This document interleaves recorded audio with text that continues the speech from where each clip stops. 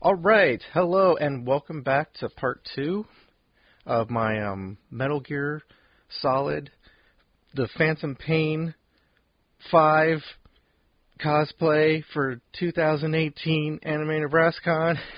That's a mouthful. Right now you're looking at last year's gun. I was terrified to have this because it looks too much like a real gun sticking out of the holster. And it kind of made me a little nervous carrying something like this. You can absolutely carry something like this. I really like the orange tip on stuff like this. Always, if you're going to bring a toy gun, always have the orange tip. They normally will put a zip tie on the trigger if you have a trigger, just to indicate that it can't be fired. They don't like this trigger action either, and I don't blame them. I was really kind of like, should I even carry this? As you can see, I tried to make it look like the same gun from Metal Gear Solid 3 because even though it's Metal Gear Solid 5 cosplay, I kind of like to play homage to all past Metal Gear games because I just like Big Boss a lot, I guess. So, a little nervous about carrying this, but luckily, if you've played the game, you would know that most non-lethal weapons in the game are blue, and regular weapons are just normal colors like this. So, normally, when I'm playing the game anyway, not to toot my own horn, I like to play a non-lethal playthrough anyway. I don't like to kill anybody if I can. I mean, granted, there are times when I just say screw it and just do everybody, but normally I like to put the skill level on and challenge myself and try to go through the game as much as I can without killing anybody, even people that, I mean, if you've played the game, you know there's like a ranking system with soldiers you capture, and some people aren't worth capturing, but I always feel just knocking them out and leaving them on the ground just as good as shooting them in the head. So, where was I? Oh, yeah. A little nervous about carrying this gun. Like I was saying, most non-lethal guns in the game are blue, so luckily I just bought the same gun twice and got a blue one, and then I painted it blue on the parts that it wasn't blue, as it is a little bit lighter blue on those parts. And I gave it some stripy stripes, because in the game I guess you can give it some like camo-y stripes and stuff like that.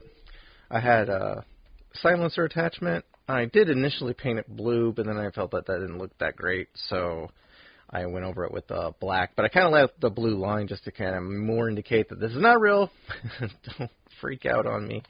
My thing does come out if I twist it, and this is just a wooden rod I found. I don't know what the proper name for that would be, a dowel or something, or you just get it at the hardware store for whatever purposes you might have.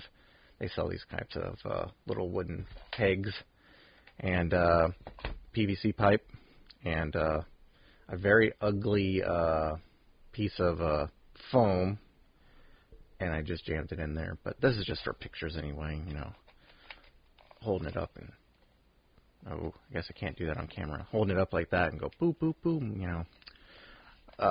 So, that'll be the new gun for this year, and I kind of like it a lot better. Same toy gun. I mean, if you buy guns, toy guns like this, you can paint them any color you want. And I know it's kind of harder to find more and more guns like these, but with guns like these, I give you the option of, like, since it's like a really soft plastic, I mean, if you've ever had one of these, you know what I'm talking about. They're easy just to take apart, take all the guts out, because you really don't need any of that. You just need the kind of shell. I mean, I know I left it in there just kind of to have the weight of it, so it's just a little heavier to carry. But, I mean, you could fill it up with stuff. And I guess what I'm getting at is, like, you can make any kind of alterations you want to stuff like this. With a little bit of foam and a little bit of glue, you can turn one of these into anything you want. It's just a cosplay option. I also got some badges here. Thought that made it look a little bit better for the video. So, if you're looking to do cosplay like this, you can find these types of badges on eBay. Just type in patch, Metal Gear patches, and there's a lot of companies that do these types of things.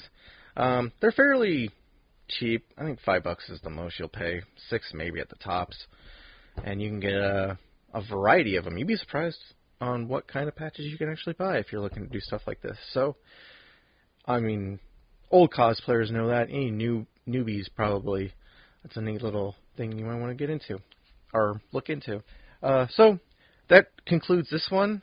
Stay tuned. I have a lot more changes that I made to this. And like, comment, subscribe. I think I was rude the last time I didn't say any of that. But thanks for watching. Definitely thanks for watching. And stay tuned. I got more. So see you then. Bye.